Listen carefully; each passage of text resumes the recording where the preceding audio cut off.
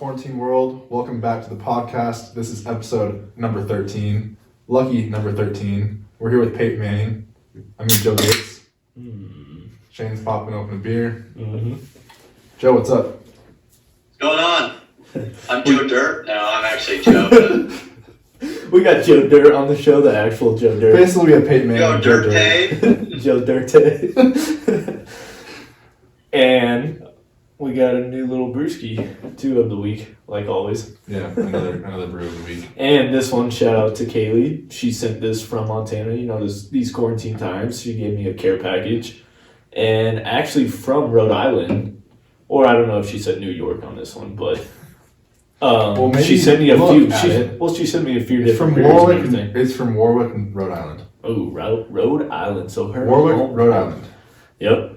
So we're trying out of the states. If you guys got other beers for us to try out of different states, let us know so we can get those beers on the show and go from there. I haven't taken a sip yet, but I'm not even cracking it open yet. We'll have to let you make the full review here. I'm going to read it first. Okay, go. All right, so this is Proclamation Ale Company. This is the derivative Vic Secret. It's pink, and it has a unicorn on it. I don't know if this has any relation to Victoria's Secret. But just reading straight off the can here. Joe Dirt would know. Reading straight off the can, I'm going basically by what it says, so don't make fun of us for what this says. This beer is a unique snowflake, a unicorn on a farm of Shetland ponies. A complete original that we at Proclamation Ale Company came up with entirely by ourselves, by our own creative volition, without any outside inspiration whatsoever. Check this out. We got this awesome idea to take barley, soak it in water, ferment it with yeast, and then throw it in a ton of sexy Nouveau hops. Ooh. So yeah. It is very hoppy. They say nothing like this has ever been done before, so I'm not really sure. Does it taste like an IPA? Yeah. Shane, I mean, it's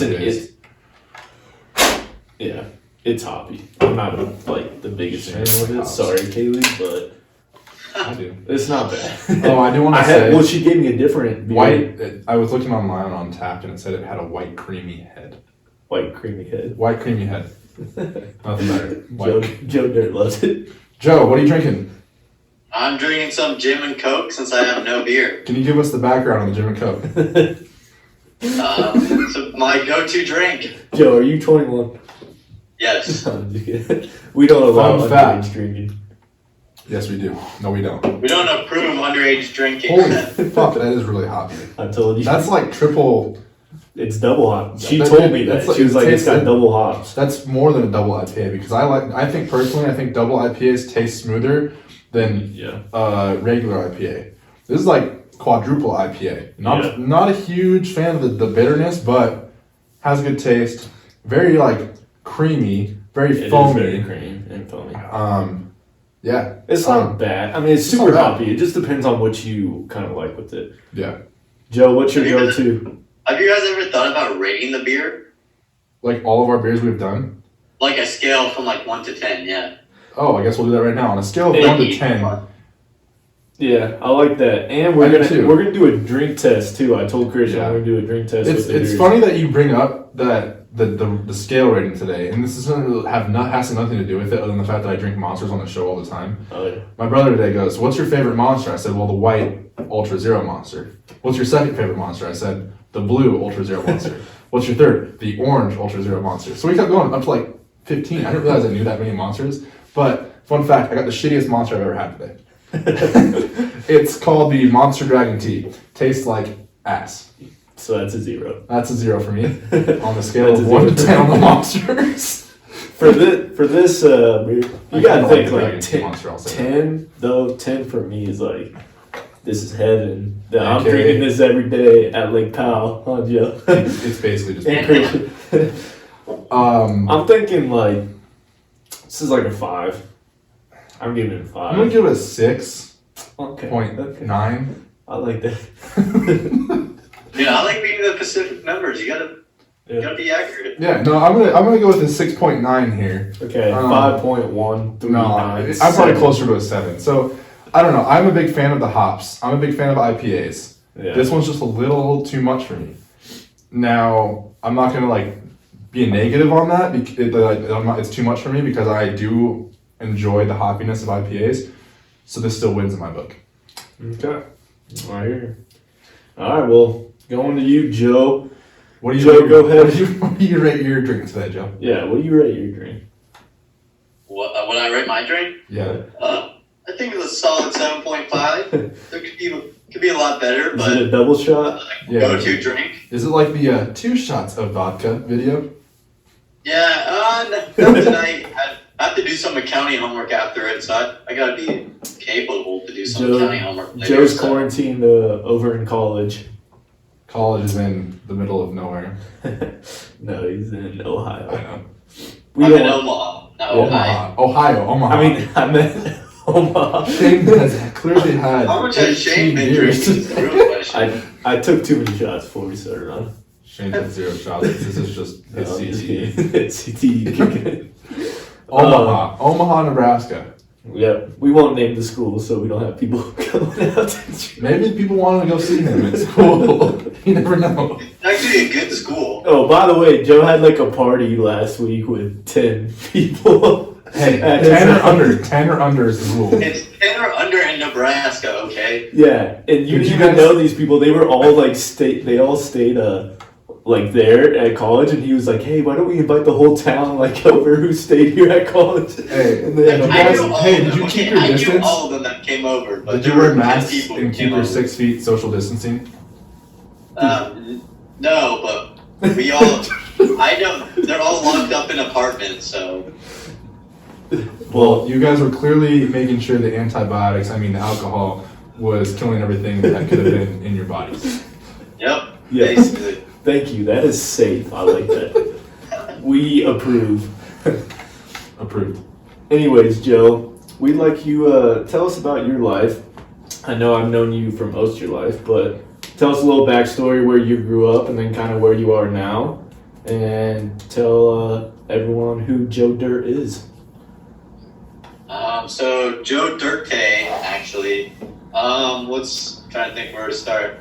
I was born in Southern California, grew up there, or lived there for 8 years, and then moved out to Colorado when I was 8 years old, I think. So spent the majority of my life living in Colorado. So, and all my family's from California, so spent a lot of time out there. But just growing up in Colorado, kind of grew up in what was a small town, not anymore, but kind of out in Franktown, and see what else. Grew up playing sports every day, spending every day outside. That was playing Good old indoors days. wasn't really a thing, or quarantine. I Me being think his if I was older a brother. kid and had to go through quarantine, that would be like awful. Like I don't know what I would do. Yeah. But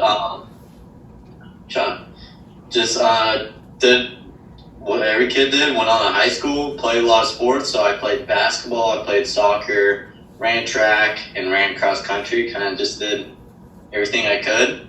I just like to stay busy. Trying to think. He went to I worked at Texas Roadhouse for a while. That was Part of really the Texas interesting. There were Roadhouse? some good stories from that. Then actually, when I Tell, was tell us a story, because tell us were 16, you was a it- busboy? Was there? this the Parker, Texas Roadhouse?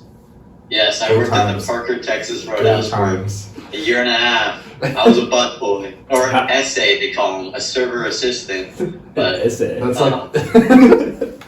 some good times back there. I got to learn my Spanish. I learned some good Spanish from that job. I Good. learned a lot of slang, all the cuss words in Spanish. Those are the only things I really know. That's okay. Kind of words you should know. But then when I was 16, I started College Mowers. College Mowers was a landscape company.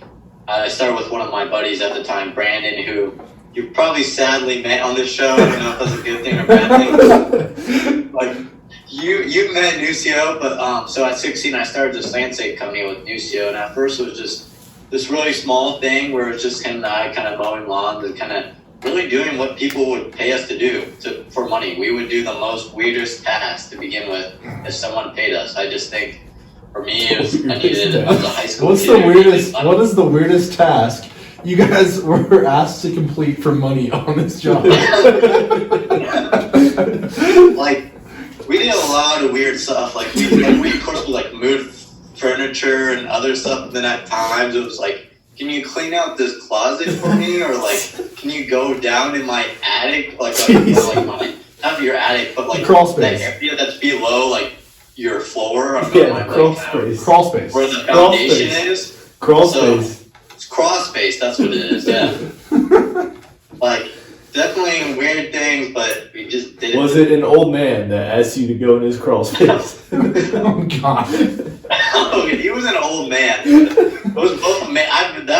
We've been asked that multiple times. Like, Did any of the Parker mothers that like to attend the Asked to tailgate? go in her crawl space. Were you? But so that's kind of how then we started hiring some friends to work with us, and then, I started realizing Brandon's a great guy, but not the person I wanted to run a business with. So I bought him out of the business and started running it from there, and that's where it kind of really grew, where I really found really good employees to work for us, and the employees really made what College Motors turned out to be, where Shane. we had 2 crews going, we were busy all summer, and became very, very successful, where we were doing over $50,000 worth of sales every summer, and always at that point we kind of learned a lot of good lessons in that time, and I learned a ton of lessons from being an owner, managing employees, to doing that kind of landscaping work and kind of what that entails, and kind of really becoming familiar and expert from pricing there's just I could talk about it for hours, but at the end of the day, Joe, also learning about like friendships and hiring friends are dumb ideas. That is not the best idea always, which I've learned. And but at the end of the day, I would have to say, after all the success, then I sold the company about a year and a half ago, halfway through college, to go study abroad. And one of the things that stuck out to me through that whole experience, no matter, it wasn't what I did that made the company great. It was about hiring people and having individuals around you that really help you make good decisions, or they make great decisions, and really the employees are the one who reflects on the company, of the company, because I wasn't always there. I wasn't always the one putting in work, or even if I was working with them, which I was out there every day with them, but a lot of time the customer would have more interactions with them because I would be doing something else or overseeing something else. So at the end of the day, it's really surround yourself with good people, or surround yourself with good workers if you're starting a company. Would you say, so actually that kind of connects well with that book too, but going off of what you said, would you say that the energy and atmosphere that you kind of built with the employees around you, how the employees like responded to that good energy, and if they brought good energy back, that told you that, hey, I was doing something good owning this company? Would you say that was a big part of that atmosphere of having a good company and successful company? So going back to your point, I think you could say at a time in my company, when I first started and started hiring other people, there was not a good atmosphere there. And just that time I was partners with Brandon, and me and him had conflicting views on how to handle things, especially towards employees. And definitely at that time, when there's conflicting views from the people who are basically deciding the decisions, there's be not a good culture. And kind of I really saw when we kind of gone away from him and kind of got more experience under our belt as a team and handling employees, it formed a lot better culture. And like you said, as it made work a lot better for everyone. I feel like everyone had more fun, and kind of people listened to you better, at like you were saying, Shane. And I thought culture, as like from that experience and just working a few other internships and going through college, culture is a huge part. Like it's like if you enjoy what you're working and you like who you're doing, even if the work's not always fun, especially landscaping, when sometimes you got to do really shitty things, like picking up dog poop, like literally shitty thing. Like it's just not, there's not always fun things, but if you really have to surround yourself with a good culture and good vibes, and you know that it makes it a lot easier. It makes you want to work a lot harder. It doesn't make the day drag. It makes days go by quick. That's what I really felt with College Motors the last 2 years. I felt like we really changed and really had a better atmosphere. And of course there's going to be shitty days, or days that don't go wrong and everyone's pissed at you, but that's just what running a business is, or how life is in general. I mean, I can 100% attest to that. I mean, a company that I've worked for in the past, I'm not going to name name the company, but I was the director of our facility in the north area of Denver, and I was able to build a culture around what that company was brought up on. Building that home atmosphere, building that close knit atmosphere where everybody enjoyed each other and really wanted to work hard.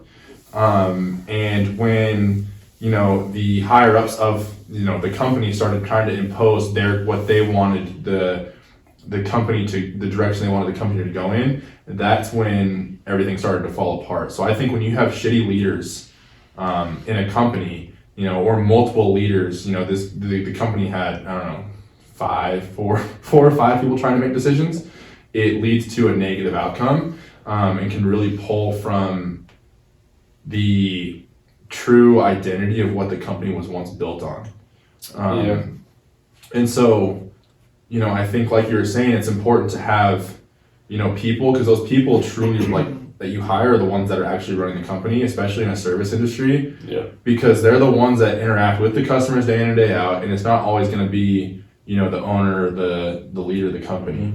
And so if you can keep the morale high with your people below you or like within that company, and like truly believing that what they're doing is for the better, or they really enjoy doing it, you're going to have a very good like work culture and like general culture. And you respect them, and you value their time, and you take care of your employees. Like that, all that stuff's important when you're a leader, and you own your own company. And then even Joe talking about at the beginning, like, hey, the culture was kind of shitty, like at the beginning. Well, you can change that, but like we always said, like shit rolls downhill, right? So it's got to start from the top. And then Joe was like, well, I got to make some decisions for my company. So he parted ways with Brandon because they had conflict, and then he started making his own choices. And now that helps like the employees. Now you get a better culture around you. You get employees to back up. Yeah, you go through the goods and bads, but at the end of the day, like if you show them a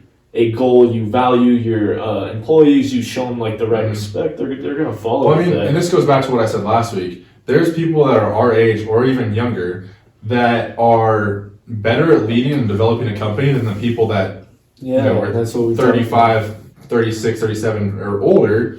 And I mean, Joe ran that company very well, whereas the company I was part of, it was ran horribly from the top down.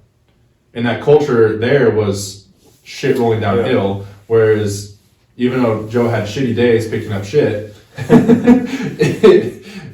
I think Shane can testify. It's like going on, like even though I was a part with Joe. Hold on. So I was a part with Joe, and like we had our bad days. But the good thing is this: like this is what I'm gonna give to Joe. I've known Joe for a long time. He's like my younger brother. But here's something that I respect of Joe is he was very adaptable. Like he learned from his mistakes. It's not like we made the same mistakes over and over and over and over. Yeah. That was something you have to do as a leader.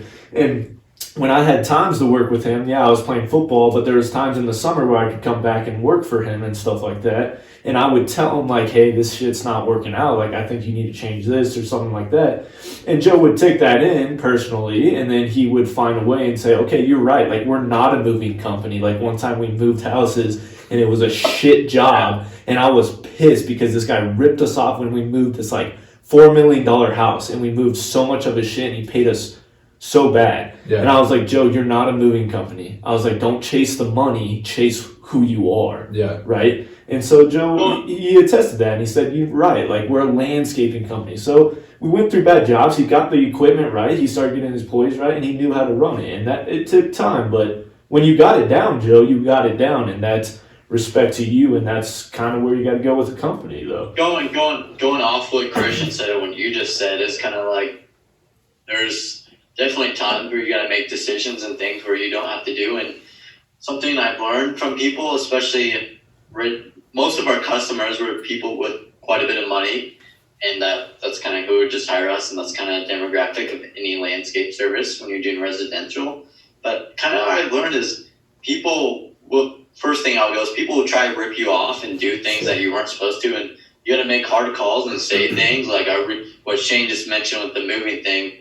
They were supposed to help with something, and the guy, I wasn't there. The guy took complete advantage of them and did a lot more work than they were supposed to. And I was on a plane going somewhere, and I remember I literally I was not looking forward to this guy, talking to this guy, but I had to do it. I had to call him on the plane when we were about to leave and literally just not get mad, basically get mad, be respectful, but get mad at him way to tell him, hey, this is what you did wasn't right, and kind of what you did wasn't right, and we're never going to work for you again, basically kind of thing after that, because it was not a good experience. But at the same time, going off what Christian said, my second point I was about to make is when you have, I think, what Christian was saying, how when you have multiple leaders making decisions and not really listening to their employees, like they weren't listening to Christian or what you had in mindset. I think that's the biggest thing I've learned is your employees are everything, and they have so much power, or how much they know. Sometimes they know more than you or have a better idea. I can't tell you how many times I would be on jobs or something would happen when I wasn't there, since we had 2 crews and they had this suggestion, and sometimes a lot of time it was stuff I never thought of, and you just got to go with the punches and adapt to it. Like not only Shane, but had other guys who ran my crews at points, David, Grant, all of them gave me great advice, and you got to really listen to it and see if it's actually usable, because most of the time what they're telling you is actually good stuff and actually going to help benefit the company more than it's going to not help them. Sometimes they tell you stuff that's it's just fine, but like I said, you got to listen to your employees a lot, and I think they have a lot better insight on some of the stuff than you do as an owner. So sometimes you just get far-sighted or different, or just look at it differently.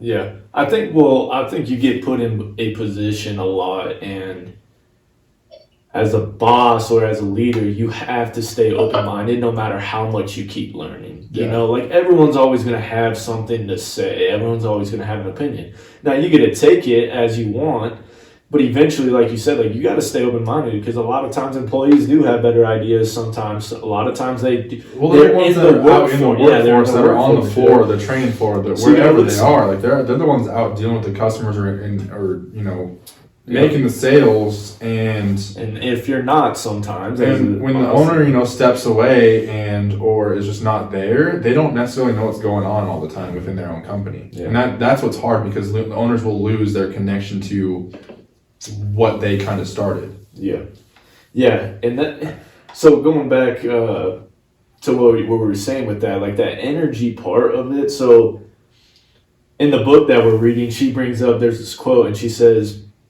when you learn to consciously master the energetic realm, believe in the not yet seen, and stay in your highest frequency, you harness your innovative power to create, like, rapidly your desire to find good energy. And like, honestly, from that, what I'm kind of taking out of that was she was talking about a lot about Joe's double fisting. I just want to make a point. Joe, you double fisting over there?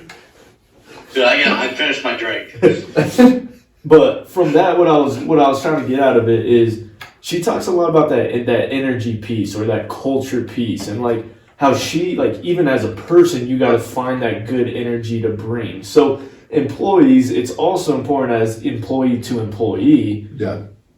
To have a good energy to each other. You get what I'm saying? But like I said, it takes all each other's same energy to build that same culture. And that's what's hard, is you got to weed out certain people. And if you're the lead, sometimes you got to weed out the leader. You can look back and that's a big to sports with that too, because we all connect with this, and a lot of the people that listen to us connect to the sports realm. As you know, you look at a football team, for example. Everybody on that team is there for one collective goal: it's to go win a championship, right?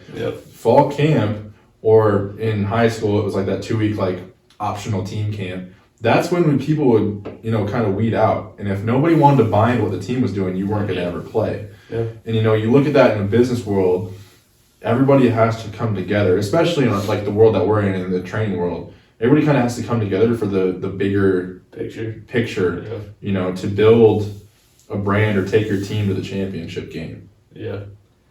No, well, exactly. off that, Christian, it's like you can even say this as a business or sports. You can do this in any situation. If you have someone who's really good but might not be the best for the team, or a good team player who might be a great athlete or a great whatever at their position in the business, but are just hurting the company culture, is not good for the company. Yeah. You remove them. Like, look at Antonio Brown. I was literally just saying, look at Antonio Brown. Antonio Brown is a great wide receiver, but he's toxic. He's toxic so to toxic. the team, and that's why he's not playing in the NFL right now. Also, he's made a lot of stupid decisions. That's probably why he's toxic. But it's CTE. No, I mean it's true. I think sometimes we get like blinded by money or by like success or something like that. That like, hey, we can, we're making all this money though, so we don't need to worry about it. But eventually, something's gonna go down. Eventually, something's gonna happen, and you're just still creating a bad culture. And it's like, just because this person's great doesn't mean they're great. Yeah, like we said, for the team or for the position. So that's tough. It's tough because you have to find who fits in where. Yeah. And it's like a puzzle, but that's how it is as a boss or as a leader, right? I like to say leaders more because bosses are telling you to do stuff. Leaders help you and are there with you doing it. But as a leader, you have to know like how to weed them out, even if they are good. Mm-hmm. But you have to have your reasons, right? Yeah. Yeah, you could be a good salesman. Doesn't mean you're great for what we're trying to achieve here. Yeah, for sure. So I think that's in anything with it, but. And I agree. It's been like when I owned College Mowers, there's definitely times when I had to cut people or fire people, and I actually fired my best friend from College Mowers, which was definitely a hard thing to do, but I knew it was the right thing to do just because he's not the type of person needed for the team and wasn't going to benefit the team. And sometimes, especially when it comes to business, you really got to be able to separate business and friendship, or sometimes even on athletics, you got to do the same thing because your best friend might be on your team with you, but he might not be the best for the team, or someone's better than him, or he's not a good team player, How do you both of you, how do you go about like dealing with how to change like your work life with, if you are in a friendship, and your work life, how to go about that well and how to mix both together, I guess, how to like compartmentize it, or even like let's say my parents as an example, they're married and they work for the same company, so their work life is in their marriage, and I see that is tough because you see it like fight back and forth with that. How would you guys go about, how do you keep this separate from this, or how do you mix it together? How do you think you go about that? Or experiences that you had with College Mowers, like, are you still friends with that dude? Like, there's different things to kind of take from that. How would you kind of go about that? I don't know. What I was going to say to begin with is, I know I didn't really talk about this to begin with, but business and sports are two things that's always been a really big part of my life. Ever since I was little, sports have been part of football, basketball, everything. I love sports to death. But then at the same time, I've always been really interested in business.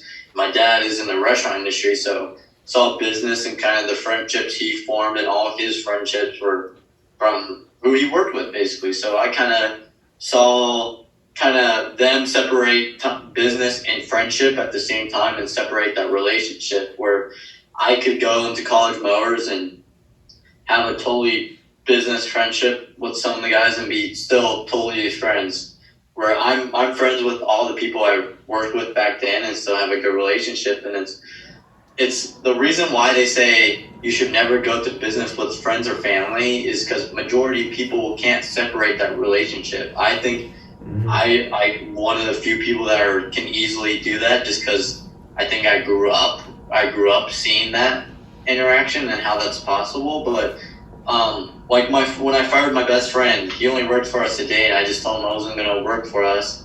He took it a great way. He took it the same way where he understand where I was coming from, and coming from a business. I was running a business, and I didn't mean it personal to him, and that he could do better things. But then on the other hand, I had another friend who worked for me who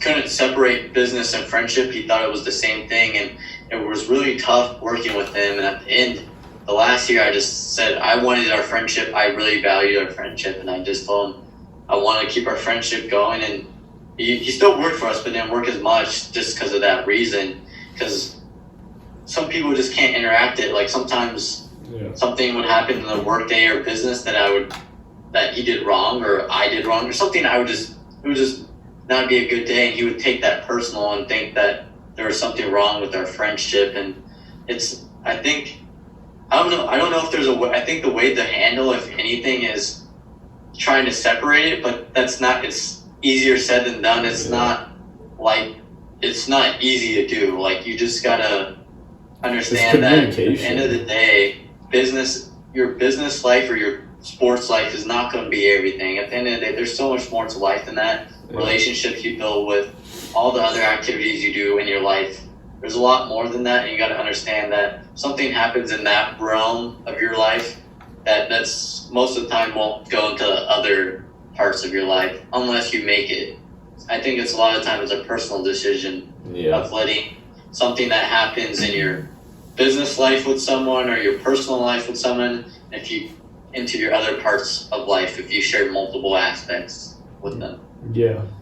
I mean, I think it's also like shedding your ego at times. Sometimes I think, I mean, as humans, we let our ego get in the way, and we're like, we got to be right, or we all have opinions, right? All of us want to talk, but we not all the time want to listen. So I honestly think a lot of times it comes down to like communication skills. Yeah. If you're not good at communication skills, you screw that, like, what's going on, or like you're butting heads with like a friendship or a work life. Like, you're putting two and two together. If you can shed your ego and learn to compromise on things and just say, hey, like, this is how I feel, what do you feel, learn to listen to each other and then come to a compromise. I think that's the biggest thing. And I think a lot of people just don't want to communicate well. And we get in this fast-paced life, they don't want to take the effort and to communicate well. And I think that's a huge part of it.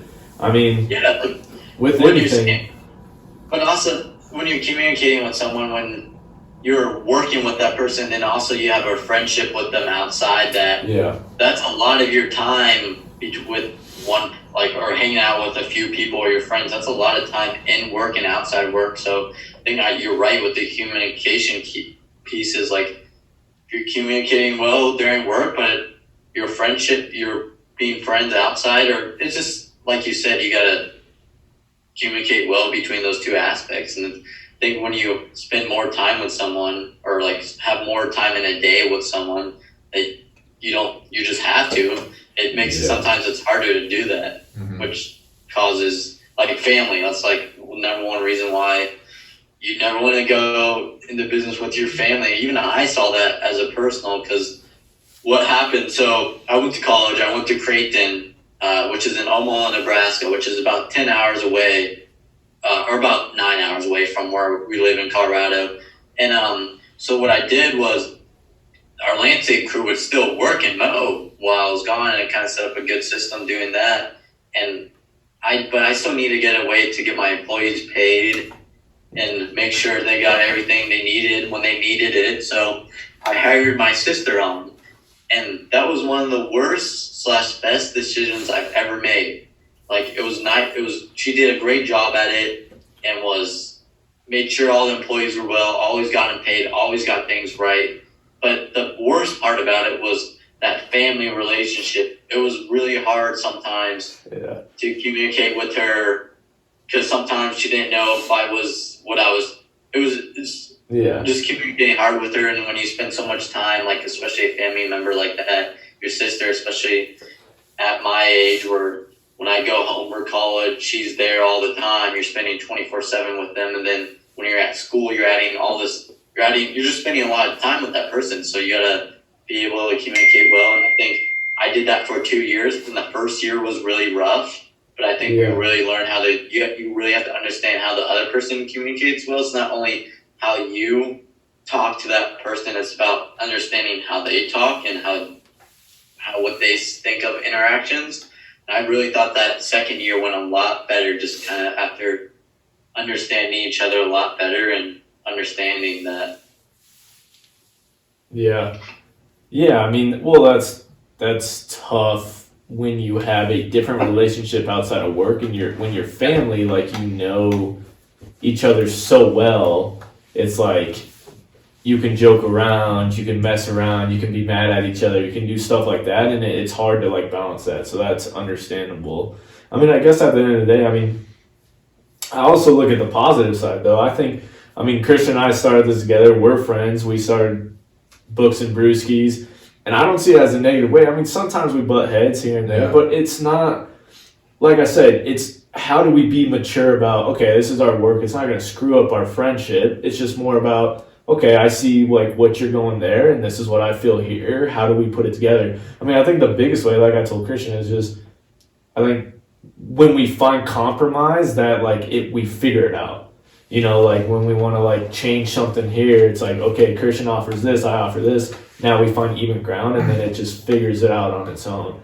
So I think that's the biggest thing I've found with like us. I don't know what you want to say with that, but I think compromise was the biggest thing. It's not like one way or the other. It's like, how do we find middle ground? Yeah, together? I think when we started the podcast, it's still very focused around this, but focused on the sense that we're trying to have fun with it and make it a hobby. But we're also in the process of like truly making it real, more business-like. And I think, like tough. Shane said, I wouldn't say we really butt heads a lot, but I'm more of an intense person, whereas Shane's a little more laid back than I am. So I'm like, hey, we need to be doing this, this, and this. And then Shane comes back and it's like, oh, well, we need to do this way. And it's like, most of the time, we agree on almost everything for the most part. I think, obviously, I'm very impatient and I like things to move a little bit faster than other aspects of things. But then at the same time, I think we kind of balance that out because I'm not the most patient person. Shane's a little more laid back than I am. But I think, even him saying that, what I was going to say, now thinking about it with businesses and stuff like that, that's like that, like culture is like, Chris and I made this to make it fun. Yeah. You know what I'm saying? Like, we want to enjoy it. We want to have fun doing this. We don't want it to be like a stressful thing. Yeah. Now, when you get serious with things, you realize there's a lot of stuff on top of it that we had to do. Like you got to figure out the audio. We had to buy stuff. You have to figure out how to connect. You have to figure out how to market. You have to do all this stuff. And you realize that kind of becomes stresses. But then at the end of the day, you got to always go back to like why we did this and then have fun with it. And I think when we do the episode and we have like people on and like we all get in good conversations and laugh and stuff like that, it kind of goes back to like what we were trying to get out of this. You know what I'm saying? No, I think the cool thing too, and I think you said this after like episode 8, we've gotten to try so many more beers than I think we probably would have before. And my friend Vandy, his name is Derek Vandervelde. I've mentioned him on here before. Yeah. He texted me the other day. I wish I had my phone. Hold on. He texted me the other day. He told me to stop being a dumbass and drinking shitty beers. So I texted him back. I said, well, send me a list. I mean, Vandy is a distributor for, I think he worked for a couple companies that did beer. And I think now he's with Breckenridge Distillery. And they're in Breckenridge, Colorado, obviously. But he sent me a list of like 50 things. He's like, you need to go try this one, this one, this one, this one, this one. So now we have a decent list that I can go dig for because I go find the beers every week to go dig through and actually get somebody that's been in that like world and that realm telling us what the good shit is, because obviously we want to drink the good stuff. We also want to have the bad stuff. Yeah. Because it's opinion based. It's opinion based, and you never know. I mean, one of us might like it. Like, you're not a big fan of hop stuff. I am, and so it's always good to expand the horizons a little bit and try different things. I mean, you can look at that in any aspect of anything. Try new stuff. Yeah. No, that's what's like fun about it. And it's like, we're gonna try beers, and like now I'm actually understanding more beers and saying, oh shit, maybe I didn't like drinking this before, and I'm like, dude, I'm missing out on some stuff. But like, you actually get some good senses of like trying beers. And what's cool is like we get to hear stories from all you guys that we have on the show, and it's like you get to hear life stories from people that not everyone gets to see in the limelight, and they get to tell them stuff about their lives. And I think each person has something to give to this world, and you can take an aspect, whether it's like 20 seconds out of this episode and you say, holy shit, this can change my life. You know what I'm saying? Like 20 seconds that Joe maybe said something about college mowers and was like, damn, I was thinking about doing something like that. Or something like that. Like, that's what's cool, is to see how we impact and like how you guys who we bring on the show like impact other people. And that's why we like having you guys, and that's kind of why we got this locker room talk and talk about whatever, you know, with the boys. So that's what's fun. And the girls, don't forget, we have girls in here too. And the girls now. We've had 2. And Joe Dirt. Joe, what were you gonna say before Shane started rambling there? I honestly don't know. I kind of lost my. I had something, but I lost my thoughts. Kind of got. I just want to come back to it if it was still in your brain. I think what I was gonna say was something along the lines about compromise, where, like, you guys are talking about how you guys compromise. That's in every that's relationships, that's friendships, that's business. I think compromise is one of the best skills you can get at, because it's in every aspect of your life, really, especially in a business sense, because negotiating with employees or negotiating with clients, you got to compromise. You're never going to, very few times in life, you're really going to get what you really want, and the only other ways that you got to compromise, you know, it's like sometimes, especially in business, hey, I thought we could get this much, but in reality, it's only like, maybe I wanted to sell my product for $40, but in reality, people are not going to buy it for that price, so I'm going to have to compromise for 38 or just like in everyday life, it's so useful. And I used it a ton at College Mars, just from employees to clients to even, Yeah. Well, that's what's cool to see when you actually get to hear this stuff from like your parents. Hey, like school's not, like my dad says this a lot, and he's like, school's not everything. That's not your whole education level. You know what's going to teach you a lot is a lot of life experience, like in the real world. And we hear that a lot from like parents, but in all actuality, like that's so true. Is yes, we learn a lot, we get educated in college and everything, but how much stuff like now we learn in a job life or in the real world of how much stuff you have to bring into. Like a lot of times, not all of us take communication classes that truly teach us how to communicate and compromise and stuff like that. Or like, yeah, you have to take some public speaking or whatever, but you kind of learn that stuff in the real world, right? Yeah. I didn't do sales in college, and now my job is mostly sales. Yeah. Like, I didn't learn that stuff until you put yourself in the fire and you say, hey, I got to learn it in the real world. So it's crazy to see kind of the college concepts of what they're trying to teach you, and then the real life aspects of what you actually learn in your job. You know what I'm saying? Yeah, I mean, I think one thing that I've really learned, like obviously I went to school to be a communications major originally, but always had the drive to do sports performance, exercise science. I didn't know what was called exercise science at the time. I just knew I wanted to make people stronger. And I like the gym. Anyhow, one thing that I found after, college and like going through building Instagram pages or whatever it may be, whether it be for Full Ride or now Ironworks or Elite Speed at the time, I think I have fun with social media and like spending time on it because I see it not as a personal thing, more of a business thing. Mm-hmm. And I like connecting people with information. God, this sounds like the movie Internship, the Google internship with Vince Vaughn.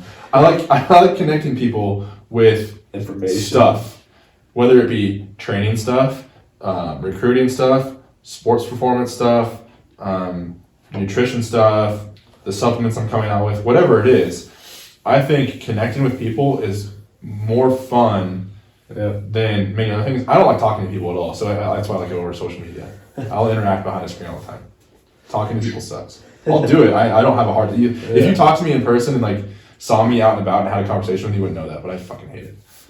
Not a social person at all. Yeah, no, I do that. I know you. I mean, a lot of people that know me, but if you were to come up and be like, if you were to come to train with me, and like you're a mom, you're like, oh, this person loves talking. No, Linda, I don't like talking to you. I'm sorry.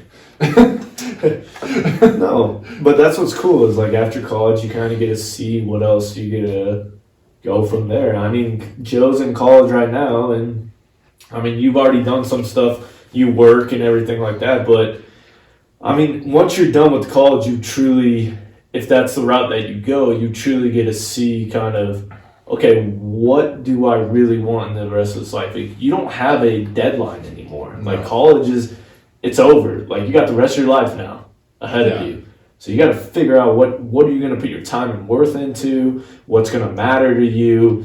there's no deadline. It's just on and on and on and on. So choose something that you truly and want one to do. thing that you mentioned last week, and I saw a video today, Gary Vee. I don't know if Joe pays attention to Gary Vee at all. I love Gary Vee. I like Gary Vee. So today on his Instagram, he posted and he talks about it all the time, but it kind of made more sense now that he was talking to a 9-year-old. He talked to a 9-year-old kid today. Oh, yeah. You might have seen it. You guys might have seen this. So I watched the whole like IGTV video.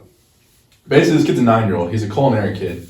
He has an Instagram page and a YouTube. He makes like videos like cooking food, like a TikTok.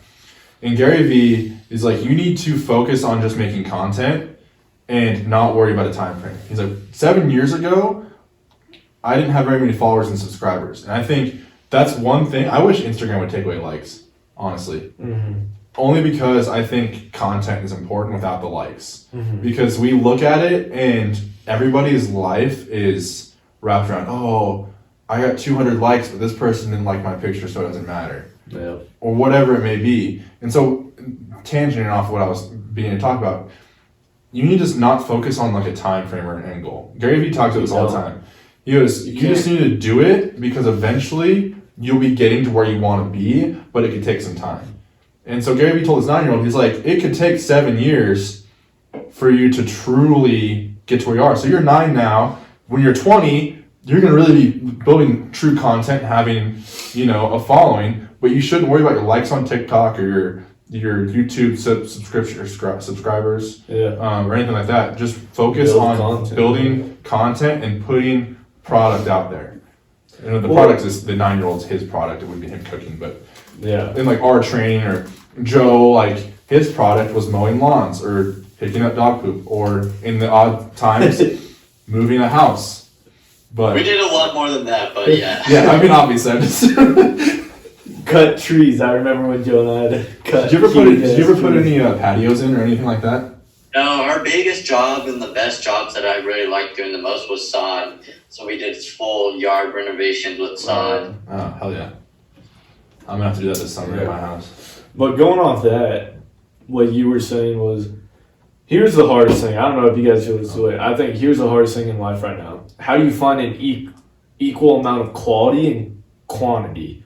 And that's going with like content on social media. So I heard this guy saying, I don't remember what it was, but he's like, go post something. And he's like, 6 months from now, no one gives a fuck what it was. Yeah. You know what I'm saying? Like, you don't even know what 6 months ago, like what you posted. Like you have to literally scroll back. If I thought about it, I think the one post that comes to mind was when we were at Guernsey. Yeah. Or something like that. That was the last thing I can remember. But that's what I'm saying. But like, 6 months ago. we post something, it might go, viral maybe for a week. So I think of like my backflip video.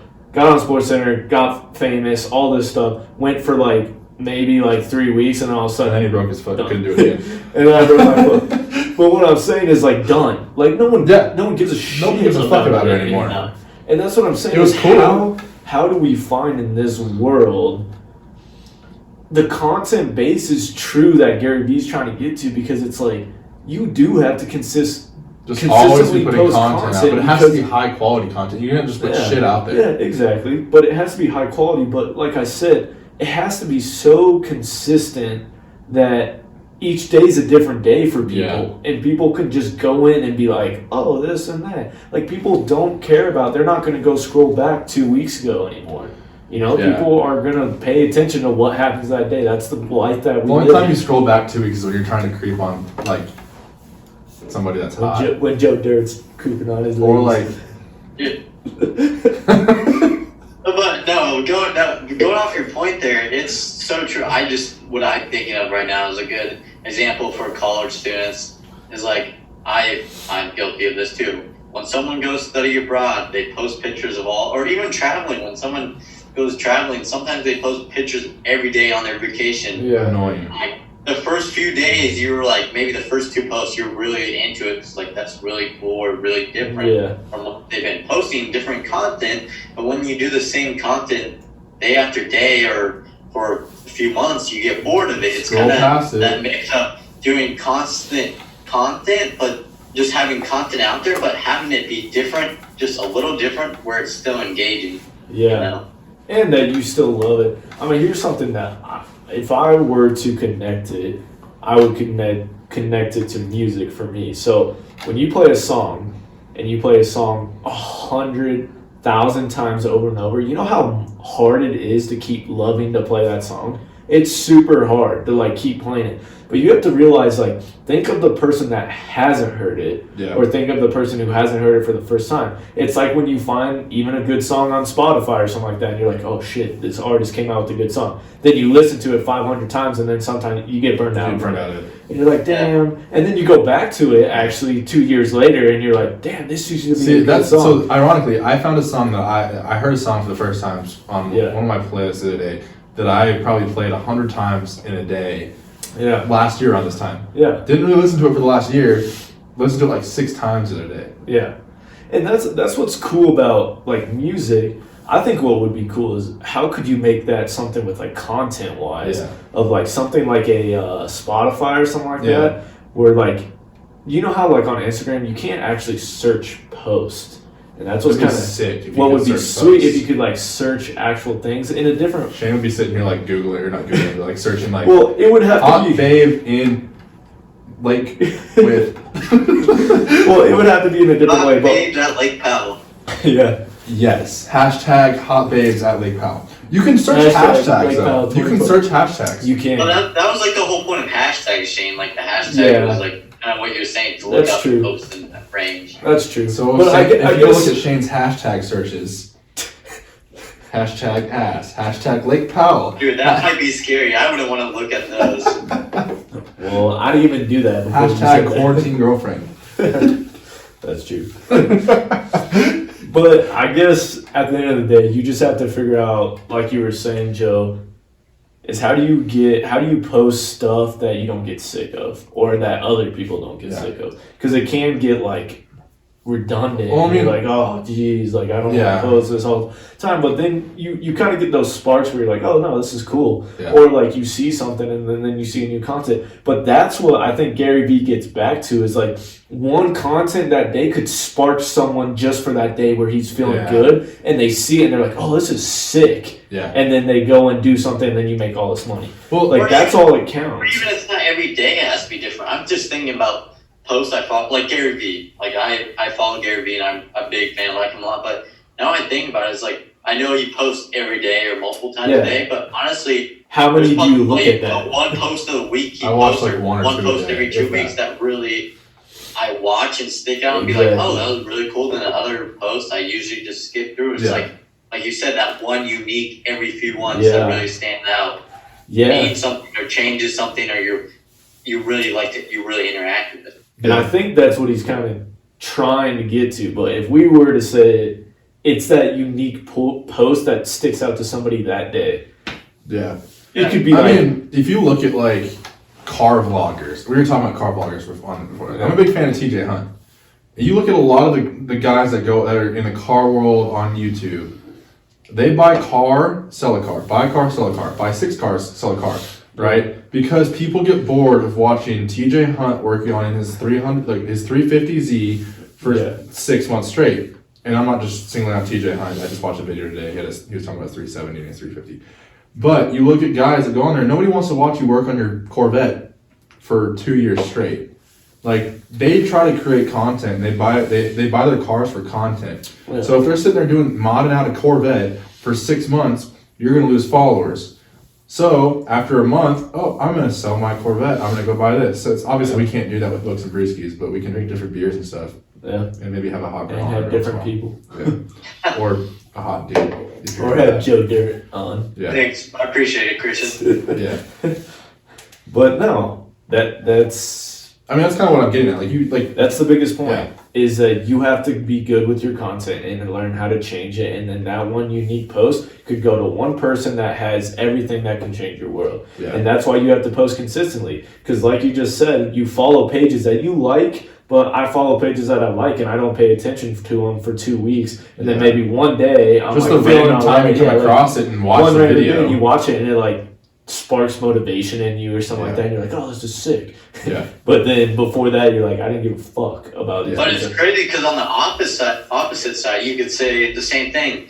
If there's an account that sometimes doesn't post a lot, or I see like 2, or maybe just the last 2 posts in a row, I see them, might not be the last 2 posts, I just don't like, most people will probably unfollow. That's the crazy part of the world. Yeah.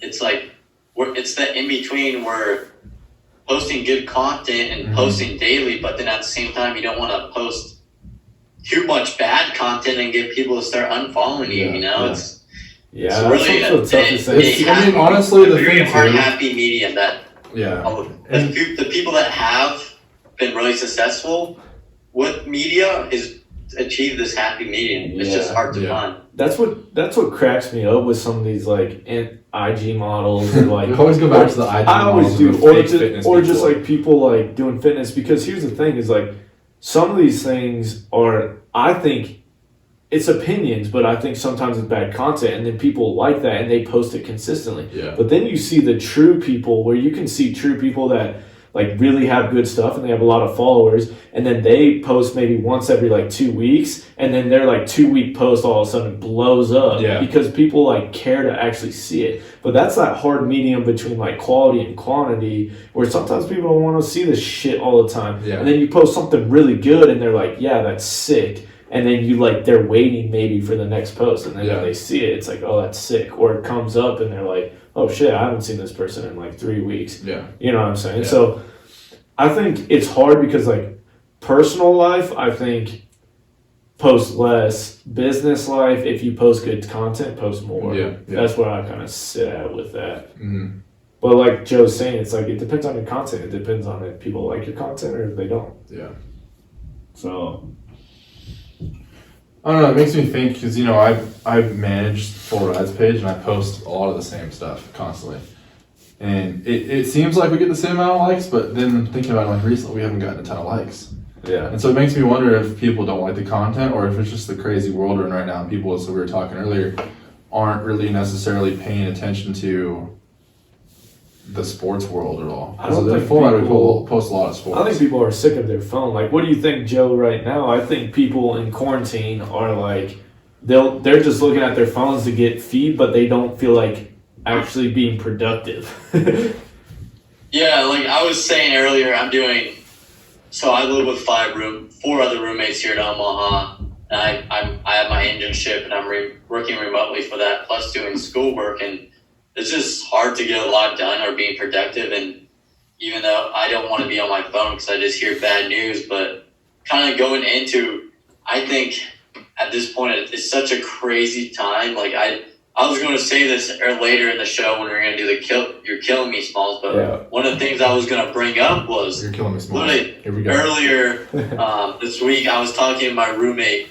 We got a notification from ESPN about DK Metcalf getting an expanded role on the Seahawks. That's all the notification was. But literally, my roommate and I talked to about it for 5 minutes, just because there's nothing else going on in sports or in the world. So like that's DK all we talked about for like 5 or 10 minutes. What that could be. We're on like, if it was sports were going on and I saw that notification, I would have probably cared less that DK Metcalf is getting an expanded role on the Seahawks, you know? No, that's true. So Shane just brought up fantasy for a second.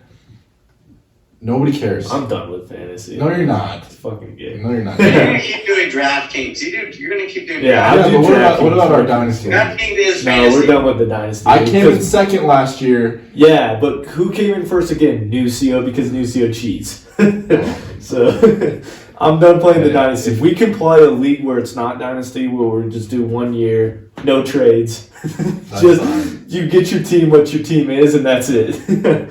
That's my go-to. I don't like DraftKings. I lost $10 last year. Yeah, I made nothing. DraftKings is fun. I think it just gives me. I'd rather risk my money in the stock market than DraftKings. That's true. Yeah, I'm not gonna say DraftKings is a smart thing to do. It's not.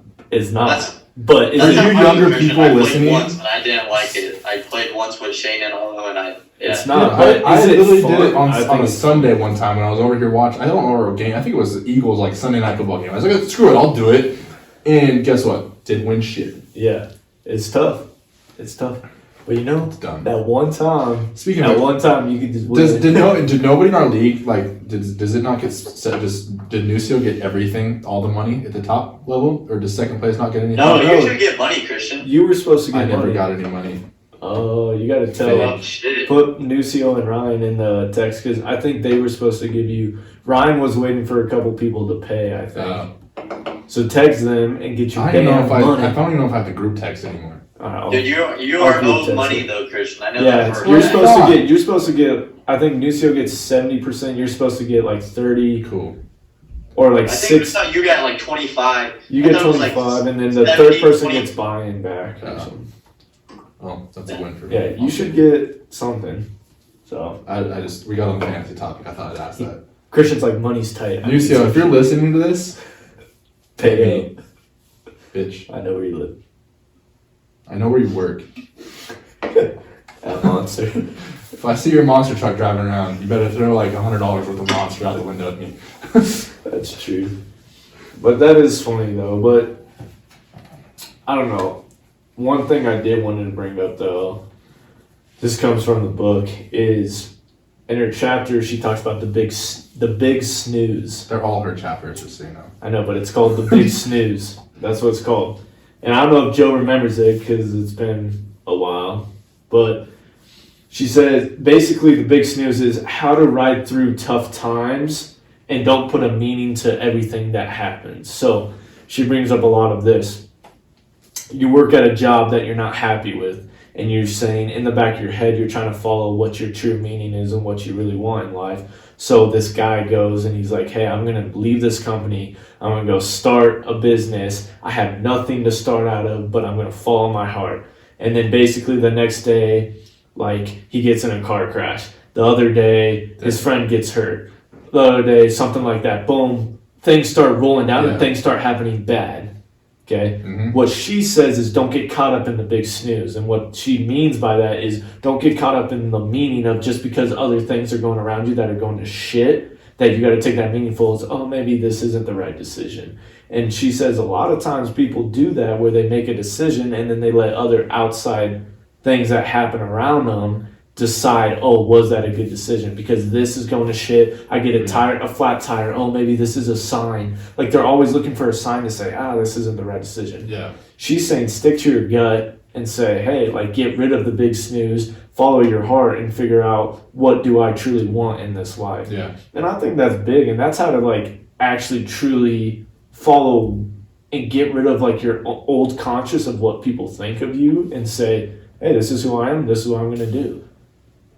And I think that was a big component. I love like reading that because honestly, you hear so many times people get scared to like take the big step. Yeah. They get scared to like make the next move because they're scared of what their family or their friends are going to think or something like that because they have a perceived notion of who they were, but this is who I am now. Yeah. So I don't know if you guys ever had that aspect, but I mean, going with you, Christian, I mean, you left something that you've been around for a long time. You go and start your company, and now you're sitting here and you're like, well, I had to go, now I'm at nothing, but I'm building up to something. And it's hard times, but you got to trust in your gut and hope at the end of the day, hey, this is where I'm going to go. And never regret that decision. Just say, hey, this is life. I followed what I tried to follow. I mean, for me, so basically, Elite closed the North facility, right, up north. And eventually, shit hit the fan. Shit was rolling downhill. And we parted ways. And so I was, for years, have been talking about, I'm going to go start my own facility. I'm going to go open my own gym. I'm going to go do this. I'm going to do that. Yep. And basically, Joe's going to piss. Basically, you can see it in the video. He's going to take a shot. Actually, he is probably going to take shots. He's tired of listening to us and wants to take I hope shots. he's got a squatty potty. I love squatty. Shane is endorsing the squatty potty here. Anyhow, so basically, we part ways, and I'm talking for years about how I want to go open my own facility, open my own gym, do my own thing, develop my own brand. I think honestly I just talked it into existence of it happening. And so for me, I've had my days where I was like, I don't know if this is the right thing to do. I don't know if I should do this. And, I had Erin kind of, push me to go do most of what obviously I had a lot of my own drive, but there was a lot coming from her because I would have my days where it would be anxiety filled. Like, I don't know if this is the right decision. I don't know if I'm making the right step here. I don't know if I'm going the right direction there. I think when it comes down to it, I go back to the root of what I wanted to do. And I already mentioned this. I want to create content for one, so I can reach more people than what I work with individually, like one-on-one here in the state. I want to reach people all around the world. And even in the state, my goal, and I had this goal when I built the North facility for Elite, and when I went and did that, I really had zero help, and like the Elite Speed didn't help me do shit. I had to go develop their brand in a different market, and so now I'm doing that again, just with my own brand, and being able to go do that. My goal from day one with Elite Speed is to connect with athletes that are in high school that want to go play at the next level, but build them into the bigger, stronger, faster athletes that they can be, and go in and compete with the juniors and seniors and upperclassmen on those college level teams. Yep. So they can go in there and be like, or have the coaches really look at them and be like, oh shit, this kid's ready to play now, right? Because I want those kids walking in there and being like, ready to go day one, wanting to go play, start first snap of the year on their college team, or whatever it may be. And so looking at it, I've had a lot of down days, and at the same time I'm trying to get like sports nutrition, like full ride sports nutrition going, as well as Ironworks, as well as pushing the recruiting side of full ride as well. And so there's a lot of things that come with that, because we're doing this as well. So I'm really dealing with 4 things all at once, and I have a lot of those days where I feel that I'm not doing enough, and there's those days where I'm like, holy shit, I got a lot done. Yeah. And I think that's the one thing that if I had any for the last, God, it's only been a month that I left Elite. I would say for the last year or so, because I've been working on the full ride stuff for a while, that you can look back and see, holy shit, how far I've come. And I think that's one thing. If I had, Shane, get your mind together. I would say, if I had any advice to give for people that are looking to go jump and start their own business and do whatever it may be they want to do, if they want to start a YouTube channel, an Instagram page, if they want, I almost just went really bad, if they want to start a porn company, whatever it is. Kill dirt, eh? Go do it, and don't give a shit about what anybody thinks. Create the content. My mind went to the gutter because you said come. That's what. Go do it and start your YouTube channel. Start your gym. Go open your landscaping company. Go start your podcast. Yeah. Go start your energy drink company. Well, go make your beer. Look at so many people who have become great. Like I've seen that photo, but that photo that you posted with the Amazon. Oh yeah. I posted it on our story. I forgot. Yeah, what's his name? Jeff Bezos. Yeah, Jeff Bezos. So like he was in his little office. Dude, he had was a like poster a on his little wall poster of Amazon. Spray painted. Like that shit was spray painted. It just said Amazon with spray paint. He had his old little shitty computer and had all these papers everywhere, and it was just Amazon. And now look at Amazon now. It's like you see the great people. At the end of the day, you self-made billionaire. You have to take those unknown risks. You just can't be scared. Yeah. You just can't be scared. And you know what's tough is like there's just so many people that will hold you back, whether that's like your friends and family, but you just got to take those chances. And don't be like, if you fail, you make another step. That's all right. Like if it doesn't go out the way that you want, you just keep taking another step. Yeah. Keep taking another step. At the end of the day, dude, we all die. We all end up going somewhere. Like you have to just decide, do I want to live a normal life that everyone says, hey, get married at 25, have kids by 28, do this job till I'm 50, retire at 50, now just chill.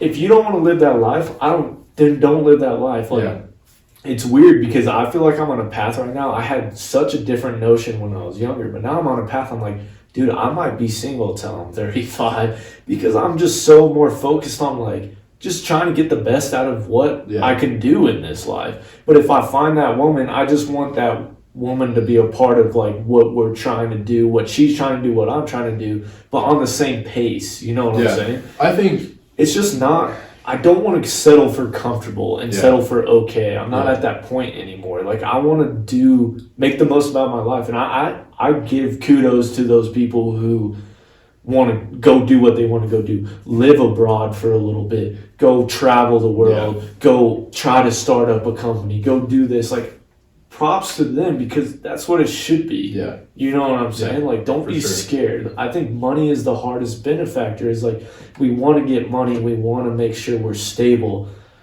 I don't know. I'm really like starting to feel like I'm okay if I'm not as stable with money. I'm okay if I don't have a huge house. Like, I just want to be enjoying what I'm trying to do. Yeah. And if I have a tiny place, like I'm almost okay. I always joke with my parents, I'm like, I might be living in a shed, like hanging out, but I'm almost okay, like living on some land. As long as you have some land, that's what I'm saying. That's what I'm saying. I'm like, I might be okay. In a hot tub. That's what I'm saying. Like, I'm put the hot tub next to the fifth wheel. I'm literally back it up with your fucking truck. I told my parents, I'm like, that's the life. In the back of the truck. I told Kimbo and them, I said, let me buy the motorhome off you guys. I'm gonna go take the motorhome, live off some land, and I will literally I'll be happy. Yeah. And I'm okay with that. But it's just a different like realm, because where are you putting yourself? Now, when you put yourself as like, oh, if I'm getting married, this is what you have to talk to your wife about. Like, what does she want to do? That's the hardest thing, is when you put someone else into your life, now it becomes,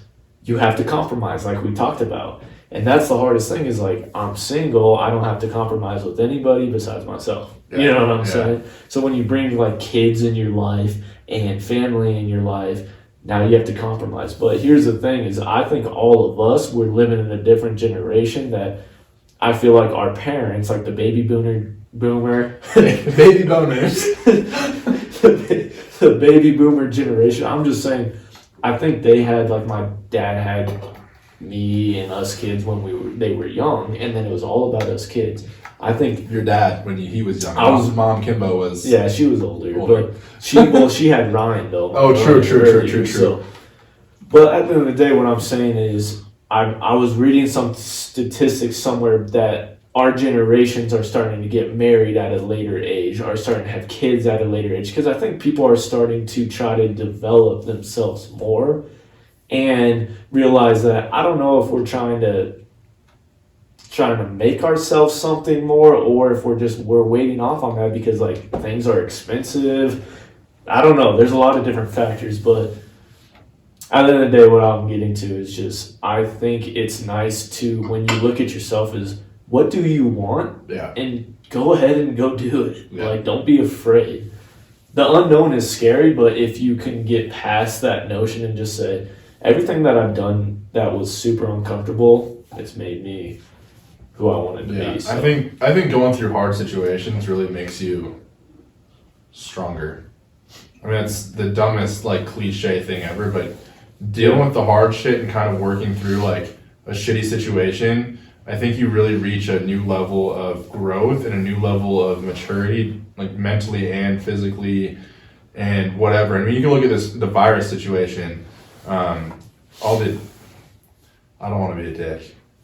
All the fat people getting out and actually working out, because they don't want, or not working out, but going on walks and stuff. That's huge. Yeah. Right? Because they're now... Joe built his own gym in his basement now. Did they build it? Yeah, we built kind of not work. It's all like a lot of band stuff and a lot of plyos and a lot of stuff, but we have like a gym area. Yeah. We had a guy on our page this week. On Monday, we posted a video of me squatting for, I think it was 495 for 10 reps. Okay, that equates just for the people at home, that equates to a 660 squat max. But that's not accurate at all, but I thought it sounds cool. Kind of give a shit for posting a workout at a gym. Yeah. Okay, our friend Tristan posted, oh, like the gyms are closed, how are you doing? As a joke.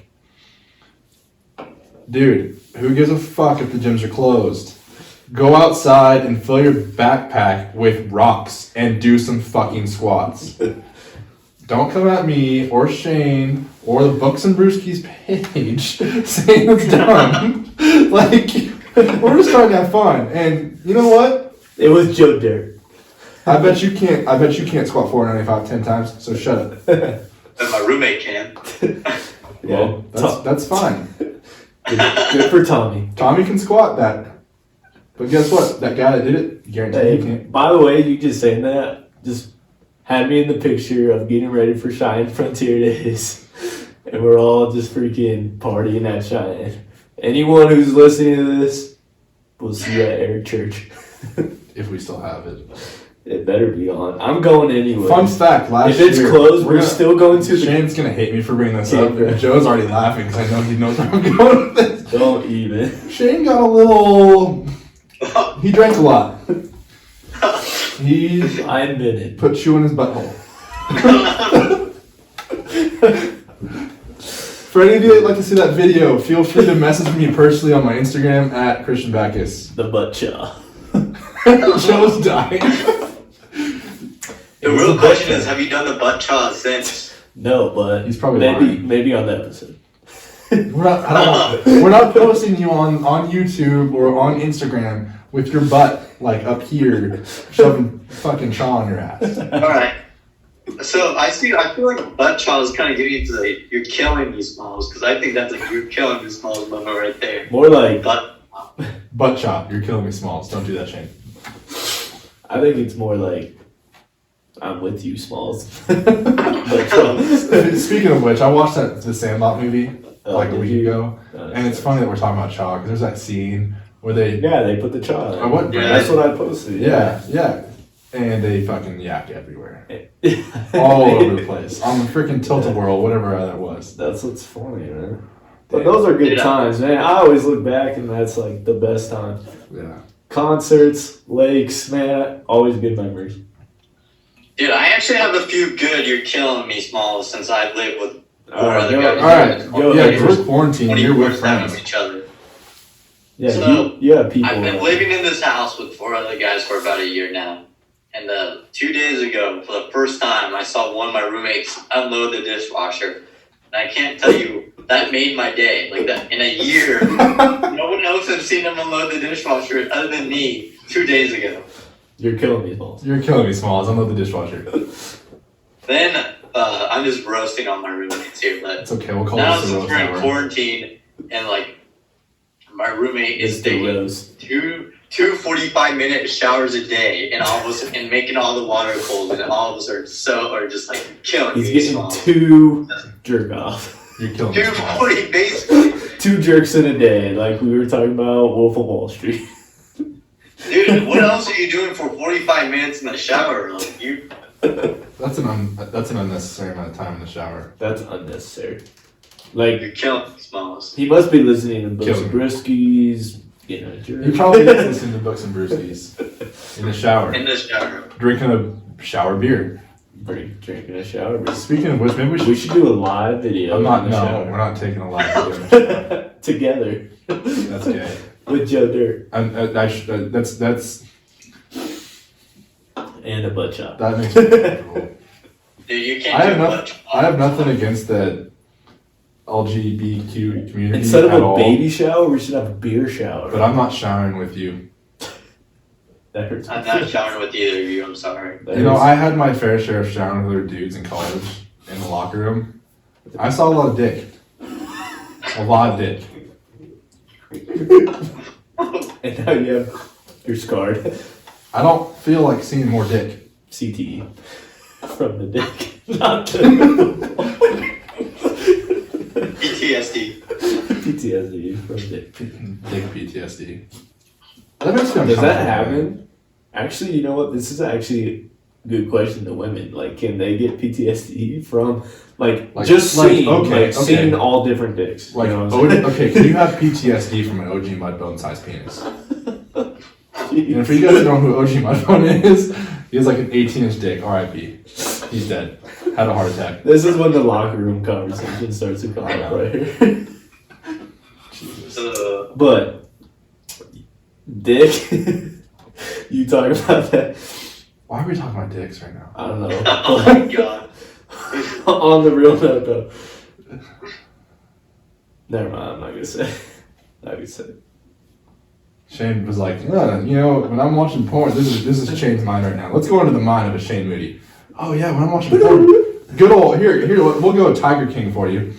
That whole scene when he's like telling Travis, he's like, "Oh, you watch porn?" He's like, "Yeah." He goes, "Well, you like watching the guys with the small dicks or the big dicks?" And he's like, "Well, the big dicks." He's like, "Well, then you might be a little gay." Dude, don't get me started on Tiger King, man. Travis was not gay. He wanted meth. Let's just put that out there, okay? He wanted the meth. What's her name? Who? Carol Baskins. Fucking Carol Baskins.